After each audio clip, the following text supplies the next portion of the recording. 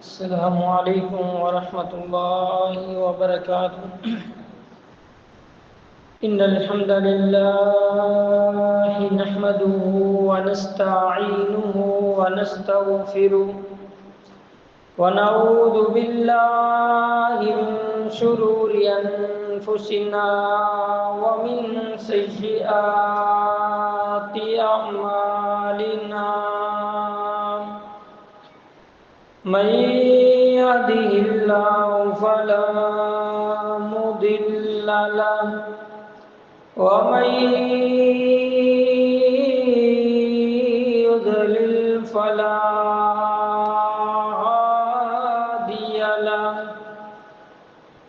أشهد أن لا إله إلا الله وحده لا شريك له، وأشهد أن محمدًا عبده ورسوله، أما بعد فإن خير الحديث كتاب الله، وخير الهدي هدي محمد صلى الله عليه وسلم، وشر الأمور محدثاتها وكل محدثة بدعة وكل بدعة ضلالة وكل ضلالة في النار۔ يا أيها الذين آمنوا اتقوا الله حق تقاته ولا تموتن إلا وأنتم مسلمون۔ يا أيها الناس اتقوا ربكم الذي خلقكم من نفس واحدة وخلق منها زوجها وبث منهما رجالا كثيرا ونساء، واتقوا الله الذي تساءلون به والأرحام، إن الله كان عليكم رقيبا۔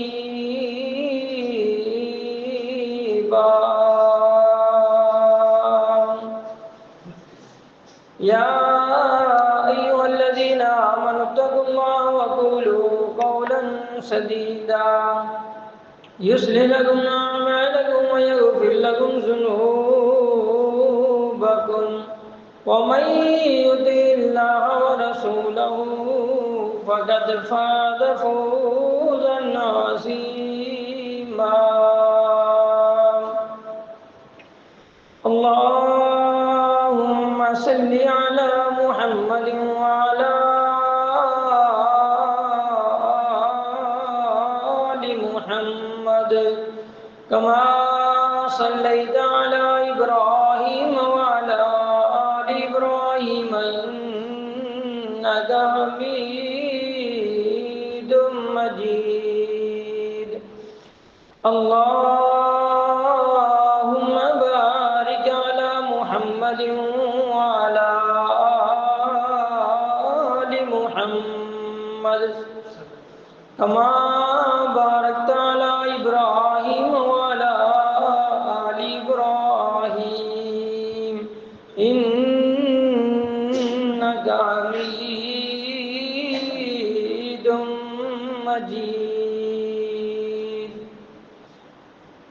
لا يحب الله الجهر بالسوء من القول إلا من ظلم، وكان الله سميعا عليما۔ ہر قسم کی حمد و ثنا، تعریف و ثنا، کبریائی، بڑائی، بزرگی کے مقدس کلمات، تمام قسم کی قولی، فعلی، مالی عبادات اللہ سبحانہ و تعالیٰ کی ذات کے لیے خاص ہیں، جس اللہ نے ہمیں انسان بنایا، مسلمان بنایا، پیارے پیغمبر علیہ السلام کا امتی بنایا۔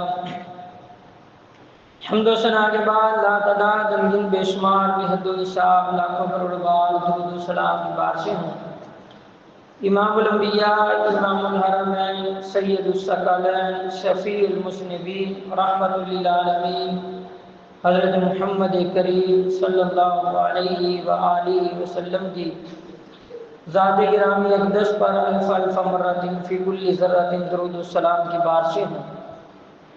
سامعین وقار، جیسا کہ آپ احباب جانتے ہیں، ہم خطبات جمعہ کے اندر قرآن مجید کے مختلف پاروں کا خلاصہ بیان کر رہے ہیں۔ آج کی خطبہ جمعہ کے اندر میں کوشش کروں گا چھٹے پارے کے جو مضامین ہیں ان کا مختصراً خلاصہ آپ کے سامنے بیان کیا جائے۔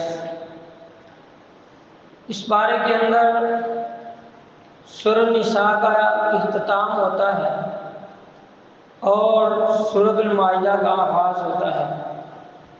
سورۃ النساء کا آخری حصہ اس کے اندر ہے اور سورۃ المائدہ کا ابتدائی حصہ اس پارے کے اندر موجود ہے۔ اللہ سبحانہ و تعالیٰ اس پارے کی پہلی آیت کے اندر جو میں نے تلاوت کی ہے، لا يحب اللہ الجہر بالسوء من القول الا من ظلم وکان اللہ سمیعا علیما، کہ اللہ سبحانہ و تعالیٰ اس بات کو پسند نہیں کرتے ہیں کہ برائی کا بلند آواز سے ذکر کیا جائے، بری بات کا بلند آواز سے ذکر و تذکرہ کیا جائے، سوائے اس شخص کے جس پر ظلم ہوا ہے۔ اللہ تعالیٰ سننے والا بھی ہے اور جاننے والا بھی ہے۔ اس میں اللہ سبحانہ و تعالیٰ ہمارے لیے کچھ قاعدے و اصول بیان فرما رہے ہیں کہ اگر انسان کے اوپر ظلم زیادتی ہوئی ہے تو یہ پورے معاشرے کے اندر اس کو نہ پلائے، بلکہ اس بات کو وہاں پر کرے جہاں پر کرنے سے اس کو انصاف مل جائے، اس کو اس کا حق مل جائے۔ اگر انسان کسی کی برائی کو کسی دوسرے انسان کے سامنے، تیسرے کے سامنے بیان کرتا رہے گا تو یہ غیبت کے زمرے میں آتی ہے۔ نبی علیہ الصلوۃ والسلام نے صحابہ کرام سے فرمایا، اتدرون ما الغیبہ، کیا تم جانتے ہو غیبت کس کو کہا جاتا ہے؟ صحابہ کرام کہتے ہیں اللہ و رسولہ عالم، اللہ اور اس کے رسول جانتے ہیں۔ یعنی یہ ادب کا تقاضا اور ادب کا ایک مقام ہے کہ اللہ کے رسول صلی اللہ علیہ وسلم کی طرف بات کو لٹا دیا۔ آپ علیہ السلام نے فرمایا، ذکر کا اخاک بما یکرہ، اپنے بھائی کا اس انداز سے ذکر کرنا جو اس کو پسند نہ ہو۔ کہ یا رسول اللہ، اگر وہ برائی جو بیان کی جا رہی ہے اس کی غیر موجودگی کے اندر اگر اس میں موجود ہو، آپ علیہ السلام نے فرمایا اگر اس کے اندر وہ برائی موجود ہے پھر وہ غیبت ہے۔ اگر اس کے اندر وہ برائی موجود نہیں ہے اور اس کی غیر موجودگی میں اس کا تذکرہ ہو رہا ہے تو اس کو بہتان کہا جاتا ہے۔ تو اس سے پتہ چلتا ہے کہ جو ظلم زیادتی کرتا ہے اس جگہ پر اس کو بیان کرے جہاں سے انصاف ملنے کی توقع اور امید ہو۔ اسی طرح نبی علیہ الصلوۃ والسلام کے پاس ایک شخص آیا، کہا یا رسول اللہ، میرے ہمسائے نے مجھے بڑا تنگ کیا ہوا ہے۔ بعض ہمسائے ہوتے ہیں وہ ہمسایوں کے حقوق ادا نہیں کرتے بلکہ ان کے لیے پریشانی کا باعث بنتے ہیں۔ اللہ سبحانہ و تعالیٰ ایسے ہمسایوں سے محفوظ رکھے۔ تو اچھے ہمسائے یہ اللہ تعالیٰ کی بڑی نعمت ہے اور انسان کو ایسا کردار ادا کرنا چاہیے کہ اچھا ہمسایہ بنے۔ تو نبی علیہ الصلوۃ والسلام کے پاس یہ شخص آیا، کہا یا رسول اللہ، میرے ہمسائے نے مجھے بڑا تنگ کیا ہوا ہے۔ آپ علیہ السلام نے فرمایا، اذهب واصبر، تو چلا جا اور صبر کر، اس کی تکلیفوں پر آزمائشوں پر جو صبر کرتا رہے اللہ تعالیٰ تیرے لیے کی آسانیاں پیدا کر دے گا۔ لیکن وہ ہمسائے نے اسی طرح کام جاری رکھا۔ یہ شخص 3 مرتبہ اللہ کے رسول کے پاس آیا۔ تیسری مرتبہ اللہ کے رسول صلی اللہ علیہ وسلم نے فرمایا، اب ایسے کر، اپنے گھر کا سامان نکال کے گلی میں رکھ دے اور جو بھی گزرے پھر اس کو بتا کہ یہ میرا ہمسایہ، اسے کیوں سامان نکالا ہے تو پھر بتانا ہے کہ میرا جو ہمسایہ ہے یہ میرے ساتھ زیادتی کرتا ہے۔ جب ایسے ہوا، لوگ گزرے، پوچھا تو اس ہمسائے کو بھی پتہ چلا تو یہ آیا، اس نے معذرت کی کہ آئندہ سے میں ایسے نہیں کروں گا، تم اپنا سامان اپنے گھر میں رکھ لو۔ تو اس لیے بات اس سے کریں جہاں پر کرنے سے آپ کو انصاف مل جائے۔ تو اللہ تعالیٰ برائی کا ذکر بلند آواز سے لوگوں میں اس کی تشہیر کو پسند نہیں فرماتے، اور اس میں ہمارے لیے جو سوشل میڈیا ہے اور جو الیکٹرانک میڈیا ہے، پرنٹ میڈیا ہے، ان کے لیے بھی اس کے اندر اصول بیان کیا جا رہا ہے کہ ہر خبر بیان کرنے والی نہیں ہوتی، ہر بات دوسرے تک پہنچانے والی نہیں ہوتی۔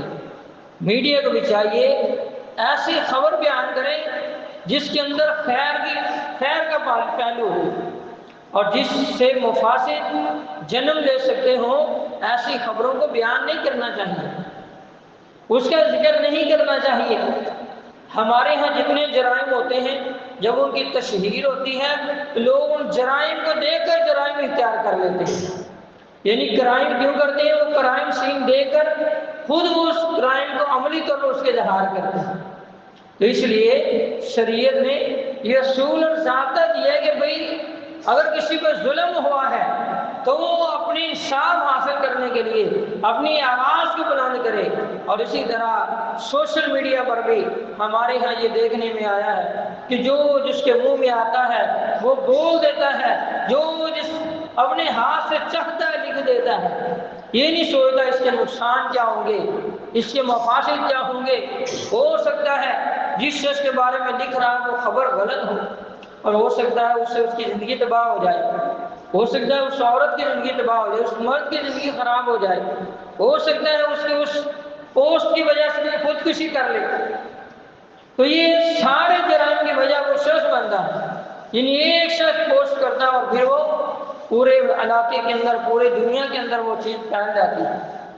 تو یہ بہت بڑا گناہ ہے، اور انسان جب مر جائے گا، اگر کوئی آپ کی پروفائل کو نکال لے اور دیکھے آپ نے جو پوسٹ کیا ہوا ہے، اگر برا کیا ہوگا، برائی کو عام کیا ہوگا، اس کی ترویج کی ہوگی، اس کو پھیلایا ہوگا، تو پھر اس کے حساب کتاب دینا پڑے گا اور گناہوں میں اضافہ ہوتا رہے گا۔ اس لیے سوشل میڈیا ہو، الیکٹرانک میڈیا ہو، پرنٹ میڈیا ہو، اپنی زبان ہو، ہاتھ ہو، ان کو درست طریقے سے استعمال کریں، برائی کا ہر جگہ چرچا نہ کریں، صرف خیر کی بات کو بھلائیں۔ اللہ سبحانہ و تعالی برائی کی تشہیر کو، بلند آواز سے بری بات کو بیان کرنا اس کو پسند نہیں فرماتے۔ اسی طرح اللہ سبحانہ و تعالی نے اس پارے کے اندر اللہ تعالیٰ نے یہود و نصارہ کے جرائم کو بیان کیا ہے، اور سورۃ النساء کے آخر پہ اللہ سبحانہ و تعالیٰ نے کلالہ کے مسئلے کو بیان کیا ہے۔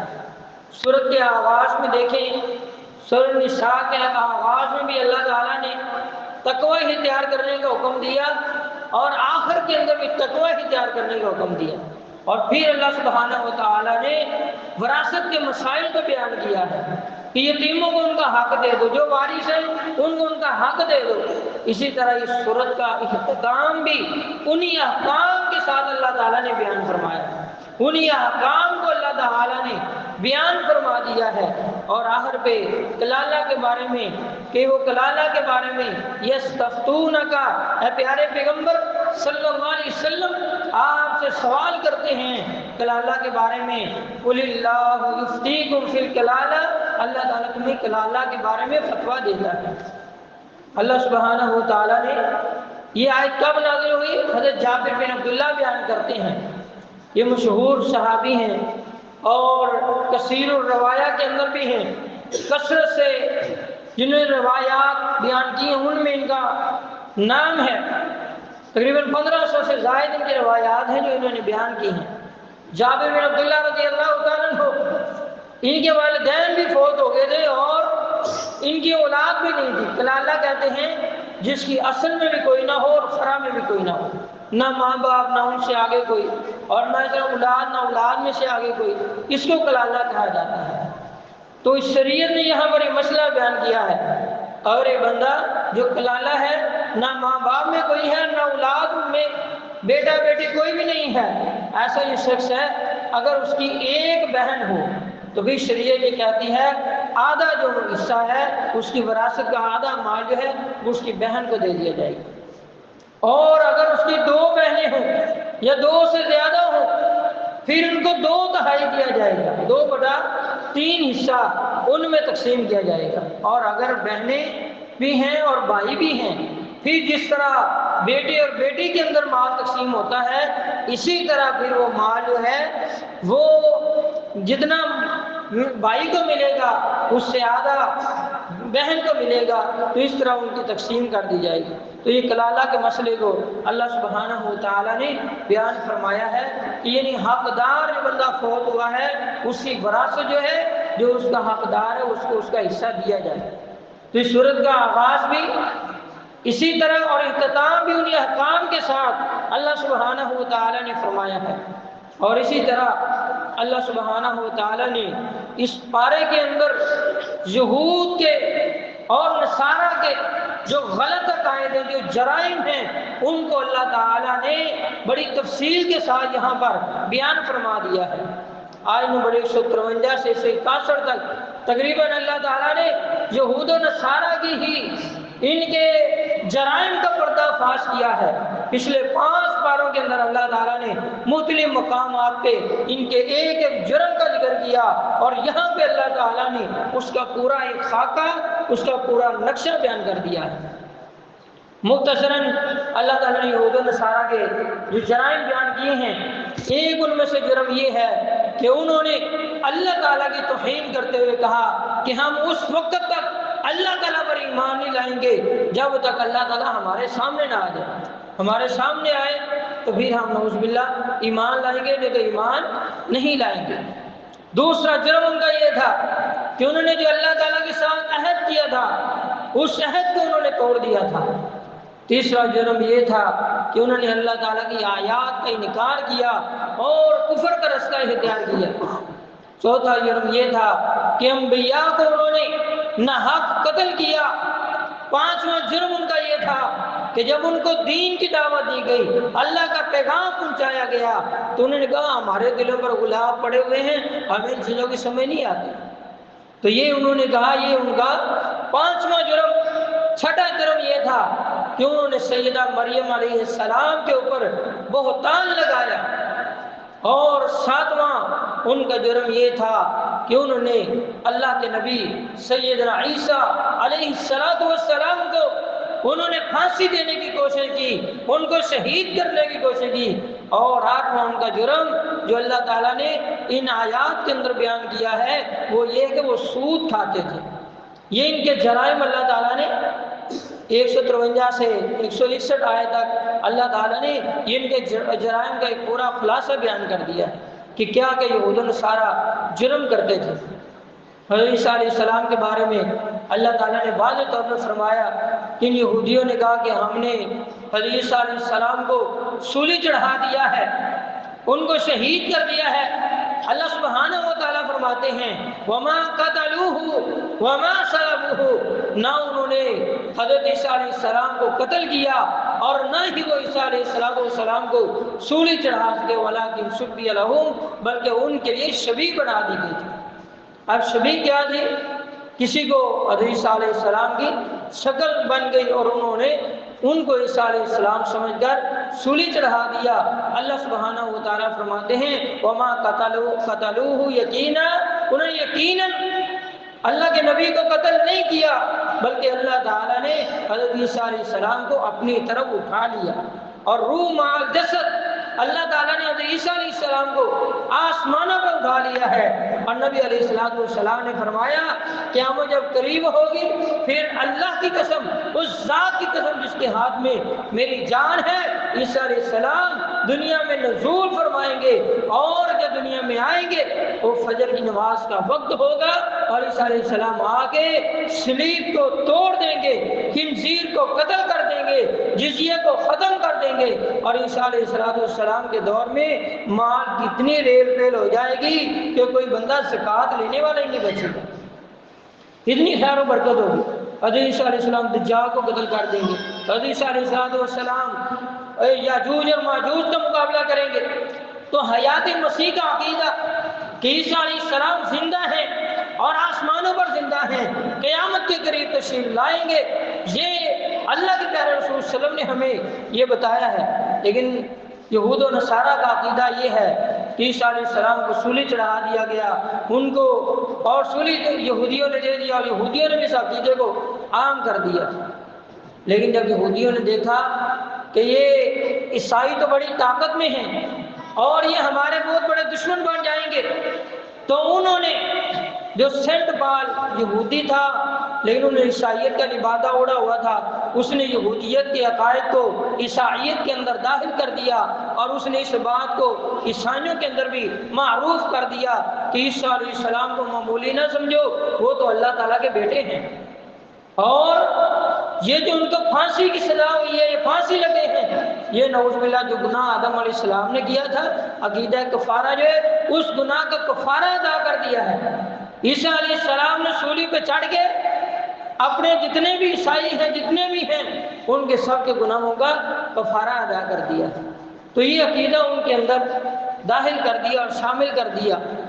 تو یہ دو عقیدے ہی باطل ہیں، یہ ان کا جرم تھا کہ انہوں نے حضرت عیسیٰ علیہ السلام کی والدہ کے اوپر الزام لگایا اور حضرت عیسیٰ علیہ السلام کو شہید کرنے کی کوشش کی ہے۔ اس سورۃ کے اختتام کے بعد سورۃ المائدہ کا آغاز ہوتا ہے۔ مائدہ کا معنی ہوتا ہے دسترخوان۔ اس کا نام المائدہ اس لیے ہے کہ اس کے اندر حضرت عیسیٰ علیہ السلام سے ان کے حواریوں نے یہ تقاضا کیا تھا کہ ایسا ہو کہ ہمارے لیے آسمان سے کھانے کا ایک دسترخوان اترے اور ہم اس سے کھانا کھائیں۔ تو حضرت عیسیٰ علیہ السلام کی اس میں دعا ہے، تو وہاں پہ مائدہ کا لفظ آیا ہے، اس لیے سورہ کا نام سورۃ المائدہ ہے۔ اس سورت کے آغاز کے اندر اللہ سبحانہ و تعالیٰ نے یہاں پہ جو چیزیں بیان کی ہیں ان میں سے ایک چیز اللہ سبحانہ و تعالیٰ فرماتے ہیں اوفوا بالعقود، عقد کو پورا کرو۔ اس میں ایک تو یہ ہے، عقد سے مراد آپ کا جو عقیدہ ہے، جو ایمان ہے، پختہ ہے، اس کے اوپر پورے اترو۔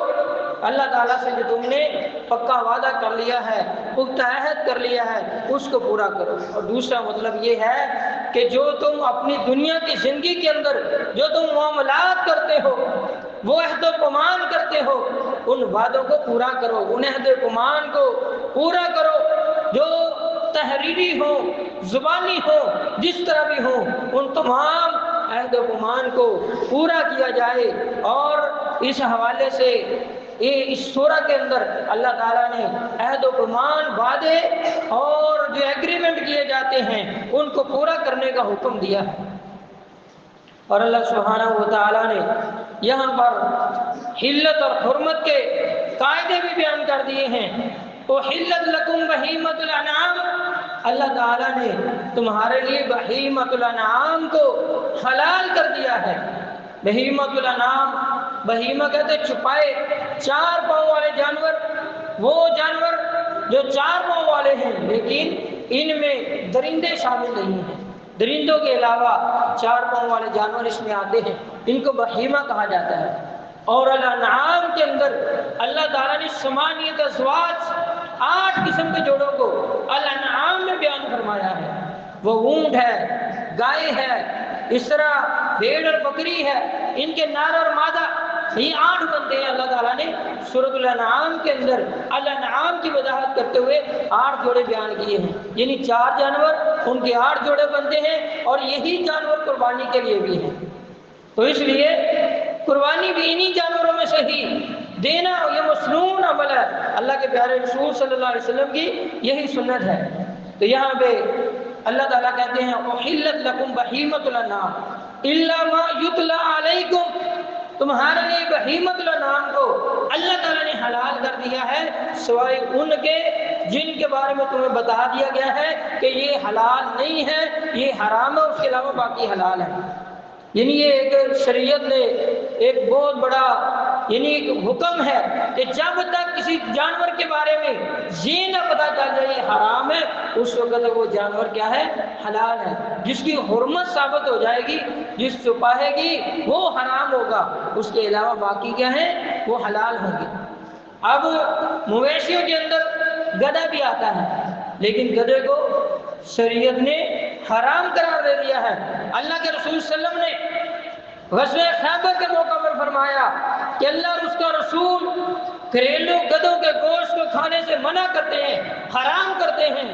صحابہ کرام نے ہڈیاں انڈیل دی تھیں اور گوشت کو حرام کر دیا گیا، گدھے کا گوشت کھانا جائز نہیں ہے۔ اس میں ایک بڑی اہم بات بھی ہے جو عقیدے کے حوالے سے ہے۔ کچھ لوگ کہتے ہیں، منکرین حدیث کہتے ہیں کہ بعض حدیثیں ایسی ہیں جو قرآن کے خلاف ہیں، تو لہذا ان کو نہیں مانا جائے گا۔ منکرین حدیث احادیث کا انکار کرتے ہیں، تو یہاں پر اللہ تعالیٰ نے کہا تمہارے لیے بہیمۃ الانعام حلال کر دیے گئے ہیں، تو بہیمۃ الانعام میں گدھا بھی شامل ہے۔ تو جو بندہ حدیث کو نہیں مانتا وہ گدھے کو اس حرمت سے نہیں نکال سکتا۔ گدھا جو ہے وہ حرام ہے، بہیمۃ الانعام میں شامل ہے، لیکن اللہ کے رسول نے، کیونکہ اللہ کے رسول صلی اللہ علیہ وسلم کی زبان سے جو چیز ہوتی ہے ادا ہوتی ہے وہ بھی اللہ کے حکم اور وحی سے ہوتی ہے، لیکن قرآن مجید میں اللہ نے ایک جنرل حکم دیا ہے، اس کی وضاحت حدیث کرتی ہے، اس کو قرآن کے مخالف نہیں کہا جائے گا، اس کی وضاحت اور تشریح اللہ کے رسول فرمائیں گے، اس میں حلال کیا ہے اور حرام کیا ہے، اس کی وضاحت۔ اور اسی کے اندر اللہ سبحانہ و تعالیٰ نے اسی طرح فرمایا حرمت علیکم المیتہ والدم، اللہ تعالیٰ فرماتے ہیں کہ تمہارے اوپر حرام کر دیا گیا ہے مردار کو۔ اب مردار قرآن مجید کے اندر اللہ تعالیٰ نے کیا حرام ہے، لیکن حدیث میں آتا ہے تمہارے لیے 2 مردار حلال ہیں، اور سب کھاتے ہیں، منکرین حدیث بھی وہ مردار کھاتے ہیں۔ وہ کون سے مردار ہیں؟ ایک سمندر کا مردار ہے، مچھلی وہ مری ہوئی ہوتی ہے، اس کو کون ذبح کرتا ہے؟ مری ہوتی ہے، لیکن اس کو لے کے آ کے بازار میں سیل ہوتی ہے اور کھاتے بھی ہیں، اور یہ شریعت نے حلال قرار دی ہے۔ اللہ کے رسول نے سمندر کے مردار کو حلال قرار دیا ہے۔ قرآن کی تشریح اللہ کے رسول صلی اللہ علیہ وسلم سے زیادہ اور کون کرنے والا ہے؟ اس لیے نماز کا حکم قرآن میں ہے، لیکن نمازیں کتنی ہیں اور کب پڑھنی ہے، کتنی رکعت اور ان میں کیا کیا پڑھنا ہے، ساری وضاحت حدیث میں ہے۔ اس لیے کوئی شخص یہ نہیں کہہ سکتا کہ میں صرف قرآن کو مان کے مسلمان ہوں، یا کوئی شخص یہ کہے میں حدیث کو مان کے مسلمان ہوں۔ بھئی قرآن اور حدیث دونوں کو ماننا ضروری ہے۔ جو بندہ قرآن کہتا ہے میں قرآن کو مانتا ہوں حدیث کو نہیں مانتا، وہ مسلمان ہی نہیں ہو سکتا، اور جو بندہ صرف حدیث کو مانتا ہے قرآن کے نہیں مانتا، وہ بھی مسلمان نہیں ہو سکتا۔ اس لیے یہ دونوں چیزیں ہی لازم و ملزوم ہیں، ان کے بغیر ایک مسلمان احکام کے بارے میں، شریعت کے بارے میں آگاہی نہیں لے سکتا۔ اس لیے یہاں پہ اللہ تعالیٰ نے فرمایا تمہارے لیے مردار حرام ہے، اور حدیث بتاتی ہے یہ 2 مردار، سمندر اور سمندر کا مردار یعنی مچھلی اور ٹڈی بھی تمہارے لیے حلال ہے۔ یہ شریعت نے حلال کی ہے، اور نبی علیہ السلام کی زبان بھی وہی، اور آپ کی زبان بھی شریعت ہے۔ جس کو آپ نے حلال کر دیا یا حرام کر دیا وہ بھی اسی طرح حلال ہے جس کو آپ نے حلال کیا ہے، جیسے قرآن کا حلال ہے، اور جیسے آپ علیہ السلام نے جسے حرام کا کہہ دیا ہے وہ اسی طرح حرام ہے جیسے کسی چیز کو قرآن حرام کہہ دیا۔ اس لیے یہ بڑا اہم مسئلہ ہے۔ کچھ لوگ اس حوالے سے گمراہ ہو گئے اور انہوں نے قرآن اور حدیث کو مقابلے پہ لا کھڑا کیا، حالانکہ تشریح کون کرتا ہے؟ قرآن کی صحیح وضاحت حدیث ہی کرتی ہے۔ تو مختصراً اللہ سبحانہ و تعالیٰ نے فرمایا تمہارے لیے مردار حرام ہے، والدم، اور تمہارے لیے خون حرام ہے۔ اب خون کون سا حرام ہے؟ شریعت کہتی 2 خون تمہارے لیے حلال ہیں۔ ایک جسے کلیجی یا تلی کہتے ہیں یہ حلال ہے، ہر بندہ کھاتا ہے، لیکن اگر صرف قرآن کے ظاہری مفہوم کو لیں گے، اللہ کے رسول کی بات کو نہیں لیں گے تو پھر تو یہ حرام ہو جائے گا۔ اللہ کے رسول کی بات کو بھی لینا پڑے گا، اور اللہ کے رسول صلی اللہ علیہ وسلم سے ہی قرآن اور حدیث کی مدد سے قرآن کا صحیح معنی اور مفہوم اخذ کیا جائے گا۔ تو اللہ کے رسول نے فرمایا تلی اور جگر یہ دونوں تمہارے لیے حلال ہے، حالانکہ یہ خون ہے۔ قرآن مجید میں ایک اور جگہ اللہ تعالیٰ نے فرمایا دمم مسفوحا، وہ خون جو دھار بن کے نکلتا ہے وہ خون حرام ہے، یعنی اس خون کو پیا نہیں جائے گا، کھایا نہیں جائے گا، وہ خون حرام ہے۔ دوسرا تلی اور جگر وغیرہ یہ حلال ہے، یہ اللہ کے رسول صلی اللہ علیہ وسلم نے اس کو حلال قرار دیا ہے۔ تو اللہ تعالیٰ فرماتے ہیں تمہارے لیے بہیمۃ الانعام کو حلال کر دیا ہے، اور ان جانوروں کے سوا جن کی تمہیں بتا دیا ہے، خبر دے دی ہے کہ یہ جانور تمہارے لیے حرام ہے۔ کچلی والے جتنے جانور ہیں سارے حرام ہیں، اسی طرح جو پنجے سے شکار کرنے والے ہیں وہ بھی سارے حرام ہیں۔ اس کے علاوہ جو چند اور ہیں ان کی وضاحت بتا دی کہ یہ حرام ہے۔ تو حلال اور حرام کا شریعت نے ایک بڑا وسیع قاعدہ دیا ہے، جس سے ہمیں یہ پتہ چلتا ہے کہ ساری چیزیں حلال ہیں سوائے اس کے جس کے بارے میں شریعت نے حکم دیا کہ یہ حرام ہے، تو اس لیے یہ چیز دیکھی جائے گی۔ اس کے بعد اللہ سبحانہ و تعالیٰ فرماتے ہیں وَلَحْمُ الْخِنْزِيرِ، اور سور کا گوشت حرام ہے، وَمَا أُهِلَّ لِغَيْرِ اللَّهِ بِهِ، اور وہ چیز بھی حرام ہے جس پر غیر اللہ کا نام لیا جائے، اللہ کے علاوہ کسی کا نام پکارا جائے، وہ چیز بھی حرام ہو جاتی ہے۔ یعنی وہ جانور حلال ہی کیوں نہ ہو، لیکن وہ اللہ کے علاوہ کسی اور کے نام کا دیں گے، کسی اور کی رضا اور خوشنودی کے لیے دیں گے تو وہ حرام ہو جائے گا۔ اسی طرح نبی علیہ السلام کے بعد ایک شخص آیا، کہا یا رسول اللہ زمانہ جاہلیت میں نے نظر مانی تھی، اب نظر کا پورا کرنا ضروری ہے، میں نے نظر مانی تھی کہ فلاں مقام پر میں قربانی کروں گا، جانور ذبح کروں گا۔ آپ علیہ السلام نے فرمایا بتاؤ زمانہ جاہلیت میں وہاں کوئی عرس میلہ تو نہیں ہوتا تھا؟ کہا یا رسول اللہ نہیں، وہاں عرس میلہ نہیں ہوتا تھا۔ فرمایا کوئی اور اس طرح کا کام؟ کہا نہیں یا رسول اللہ۔ آپ علیہ السلام نے فرمایا تو اپنی نظر کو پورا کرو۔